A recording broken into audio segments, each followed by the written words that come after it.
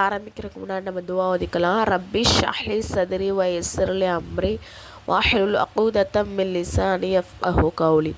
ரப்பி ஸித்னி இல்மா ரப்பி ஸித்னி இல்மா ரப்பி ஸித்னி இல்மா. ஹதீஸில் இப்போ நம்ம துவா சுன்னத் பார்க்க போகிறோம். சரிங்களா? ஃபஸ்ட்டு படம் குர்ஆன் ஓதுவதோட ஒழுக்கம். அதாவது நம்ம ஃபஸ்ட்டு ஒழுக்கங்கள் தான். சரிங்களா? இது ஒன்றும் ஃபர்லு ஒன்றும் கிடையாது. இது ஒழுக்கங்கள். ஒழு செஞ்சுட்டு கிப்லா முன்னோக்கி உட்காரணும். அதே மாதிரி குர்ஆன் ஓதும்போது உயரமான இடத்துல வச்சு ஓதணும். அதாவது ரேஹான், தலையானை இந்த மாதிரி. அதே மாதிரி ஓத ஆரம்பிக்கிறதுக்கு முன்னாடி அவுது பிஸ்மி ஓதிக்கணும். அதே மாதிரி நிறுத்தி தஜ்வீத் முறைப்படி ஓதணும். ஏதாவது தேர்வு ஏற்பட்டுச்சு அப்படின்னு சொன்னால், குர்ஆனை ஓதிக்கிட்டு இருக்கும் போது ஏதாச்சும் ஒரு தேர்வு ஏற்பட்டுச்சுன்னா அதை மூடி வச்சுட்டு என்ன பண்ணால் அந்த தேவையை செய்கிறதுக்கு போகலாம். அதே மாதிரி அந்த தேவையை முடிச்சதுக்கப்புறம் என்ன பண்ணணும், மறுபடியும் ஓத ஆரம்பிக்கும் போது அவுது பில்லாஹி மினஷ் ஷைத்வானிர் ரஜீம் அது மட்டும் ஓதிக்கிட்டால் போதும். சரிங்களா? மக்கள் ஏதாச்சும் வேலையில் இருக்கும்போது நம்ம என்ன பண்ணக்கூடாது, இப்போ க்ரௌடாக இருக்குது, அங்கே நம்ம உட்காந்து நம்ம சத்தமாக குர்ஆன் ஓதக்கூடாது, மெதுவாக தான் ஓதணும். அதே மாதிரி அவங்க இப்போ கூட்டமாக இருக்குது, நம்ம அந்த இடத்துல ஓதிக்கிட்டு இருக்கும்போது அவங்களே விருப்பப்பட்டு நீங்கள் ஓதுங்க, சத்தமாக ஓதுங்கன்னு கேட்டால் நம்ம சத்தமாக ஓதிக்கலாம். சரிங்களா? அதே மாதிரி அர்த்தங்களின் சிந்தனை செலுத்தி, அதாவது நம்ம ஓதக்கூடிய அந்த வசனத்துடைய அர்த்தங்களை தெரிஞ்சுக்கிட்டு அதை ஓதுறதுக்கு நம்ம முயற்சி செய்யணும். அதே மாதிரி குர்ஆன் ஷெரீஃபை மிக அந்தஸ்துக்குரியது அப்படின்னு சொல்லிட்டு நம்ம என்ன பண்ணணும், மனதால் நினச்சிக்கிட்டு ஓதணும் அப்படின்னு சொல்கிறாங்க. இப்போ குர்ஆனில் 14 இடத்துல சஜ்தா ஆயத்து இருக்குது. சரிங்களா? அந்த ஆயத்தை நம்ம ஓதும் போது அந்த ஆயத்து சைட்லேயே போட்டிருப்பாங்க, இங்கே சஜ்தா ஆயத்துன்னு சொல்லிட்டு. அந்த இடத்து வரும்போது நம்ம என்ன பண்ணிடணும், உடனே குர்ஆனை மூடி வச்சுட்டு நம்ம சஜ்தா பண்ணணும். சரிங்களா? அல்லாஹ் அக்பர்னு சொல்லிட்டு சஜ்தா பண்ணிவிட்டு அதுக்குன்னு ஒரு துவா இருக்குது. அது உங்களுக்கு தெரியாட்டி நம்ம எப்போதும் சஜ்தாவில் என்ன துவா ஓதுமோ அதை மட்டும் ஓதிட்டு ஒரே ஒரு சஜ்தா மட்டும் செஞ்சுட்டு உட்காந்துட வேண்டியதான். சலாம்லாம் கொடுக்கணும்னு அவசியம் இல்லை. சரிங்களா? இப்போ அந்த சஜ்தாவுடைய ஆயத்து நம்ம போன பாட்டில் படிச்சிருப்போம். மக்ரூவான நேரத்தில் தொழக்கூடாது அப்படின்னு சொல்லிட்டு. சரிங்களா? அப்போ அந்த மக்ரூவான நேரத்தில் அந்த சஜ்தாவுடைய ஆயத்தை ஓதிட்டோம் அப்படின்னு சொன்னால் என்ன பண்ணணும், உடனே சஜ்தா செய்தாலும் கூறும், இருந்தாலுமே அந்த மக்ரூவான டைம் முடிஞ்சதுக்கப்புறம் பண்ணுறது சிறந்தது அப்படின்னு சொல்கிறாங்க. 2வது பாயிண்ட் இதில் என்ன சொல்கிறாங்க அப்படின்னு சொன்னால், இப்போ சாதாரண டயத்தில் தான் அவங்க ஓதிருக்காங்க. ஓதிட்டு அவர் என்ன பண்ணுறாருன்னா, ரொம்ப நேரம் கழித்து அந்த மக்ரூவான டயத்தை பார்த்து என்ன பண்ணுறாங்க, சஜ்தா செய்கிறாங்க அப்படின்னு சொன்னால் என்ன பண்ணக்கூடாது, அப்படியே சஜ்தா பண்ணக்கூடாது. கடைவீதி செல்லும்போது ஓதும் துவா. புரைதா ரலியல்லாஹு அறிவிக்கிறாங்க, நபியவர்கள் கடைவீதிக்கு போனாங்கன்னா இந்த துவா ஓதுவாங்க. என்ன துவா? பிஸ்மில்லாஹி அல்லாஹும்ம இன்னி அஸ்அலுக கைர ஹாதி சூக்கி வ கைர மா ஃபீஹா வ அஊது பிக மின் ஷர்ரிஹா வஷர்ரி மா ஃபீஹா அல்லாஹும்ம இன்னி அஊது பிக அன் உசீப ஃபீஹா யமீனன் ஃபாஜிரத்தன் அவ் சஃப்கத்தன் ஹாசிரத்தன். பொருள் என்ன அப்படின்னு சொன்னால், அல்லாஹ்வின் பெயரால் நான் நுழைகிறேன். யா அல்லாஹ், அந்த கடைவீதி நன்மையும் மேலும் எதுவெல்லாம் இதில் இருக்கிறதோ அதன் நன்மையும் உன்னிடம் வேண்டுகிறேன்.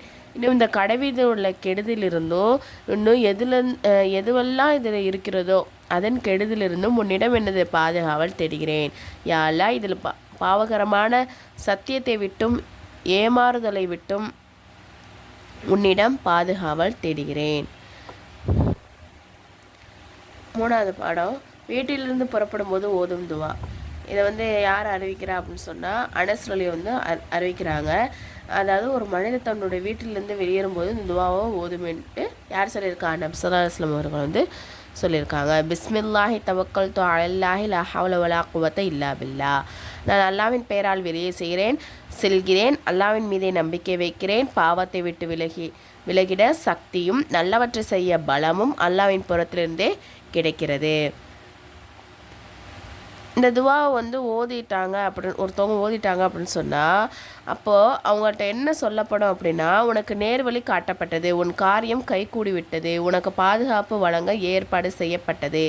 மேலும் ஷைத்தான் நிராசையாகி அவரை விட்டு தூரமாக விலகி விடுகிறான். அவன் என்ன பண்ணிடுறான்னா, அந்த ஷைத்தான் என்ன சொல்கிறான்னா, உனக்கு நேரான வழி கிடச்சிருச்சு, அதே மாதிரி என்னது உன்னுடைய காரியமும் கைகூடி விட்டுருச்சு அப்படின்னு சொல்லிட்டு என்ன பண்ணிடுவானா, ஷைத்தான் கை சேதப்பட்டு அந்த மனிதரை விட்டு தூரமாக போயிடுவான்.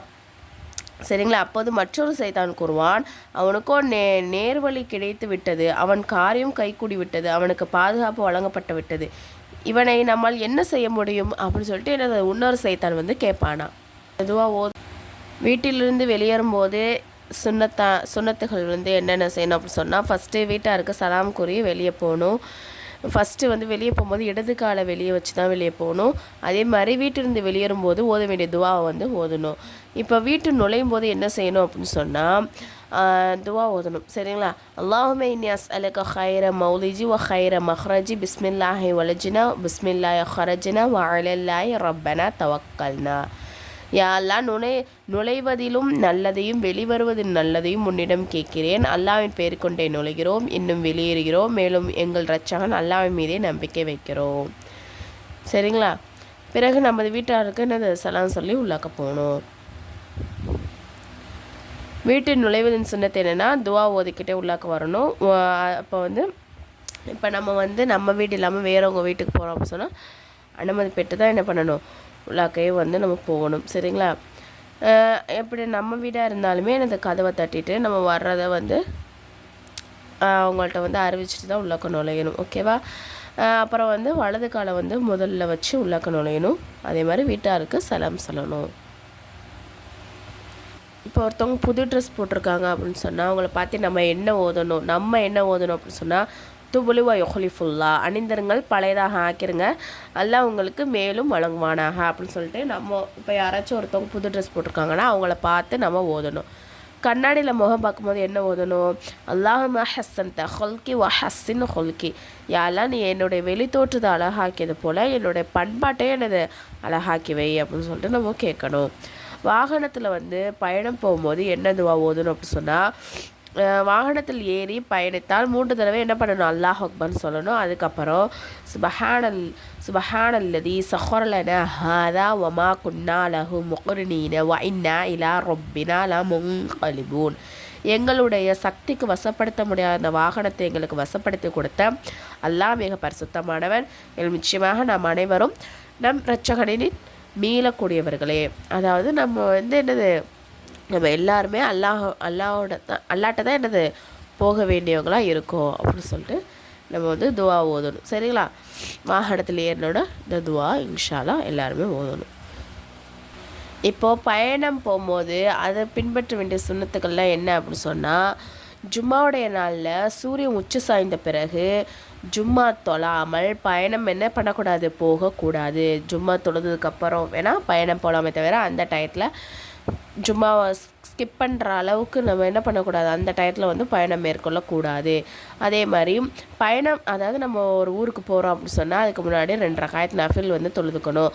அதுக்கப்புறம் வந்து நம்ம போகிறோம் அப்படின்னு சொன்னால் நம்மளோட குறைஞ்சது 3 பேராவது இருக்கணும். நம்ம பெண்களாக போகிறோம், தனியாக போகிறோம் அப்படின்னு சொன்னால். சரிங்களா? அதுக்கப்புறம் வந்து அந்த 3 நபரில் யாராச்சும் ஒருத்தவங்கள எனது அமீரா தலைவராக வந்து ஆக்கிக்கணும். அதே மாதிரி பயணத்தில் செல்பவரிடம் வந்து துவா செய்யும்படி கேட்டுக்கொள்வது. வாகனத்தினை ஏறும்போது முதல்ல வலது காலை வச்சு ஏறணும், அப்புறம் பிஸ்மில்லா சொல்லி ஏறணும். ஏறி அமர்ந்ததுக்கப்புறம் 3 தடவை அல்லாஹ் அக்பர் சொல்லணும், அப்புறம் துவா ஓதணும். இப்போ நம்ம படித்தோம் இல்லையா, வாகனத்தில் ஏறணும்னு துவா ஓதணும். அப்புறம் வந்து வாகனம் இப்போ உயரமான இடத்துல ஏறும்போது அல்லாஹ் அக்பர்னு சொல்லணும். அதே தாழ்வான இடத்துல போகும்போது சுபஹானல்லாஹ் அப்படின்னு சொல்லணும். நம்மளுடைய இப்போ நம்ம ஒரு தேவை நாடி தானே ஏதாச்சும் ஒரு பயணம்னா போவோம். அப்போ அதோடைய தேவை வந்து நிறைவேறிச்சு அப்படின்னு சொன்னால், தேவை நிறைவேறணும்னா என்ன பண்ணணும், வீடு வந்து திரும்பிடணும். அப்புறம் வந்து மனம் புரிய தடை செய்யப்பட்டவருடன் பயணம் செய்வது. அதாவது நம்மளுடைய வாப்பா, அண்ணன், இந்த மாதிரி நம்ம யாரெல்லாம் திருமணம் செய்ய தடை செய்யப்பட்டவங்களோ அவங்க கூட என்ன பண்ணணும், பயணம் போகணும்.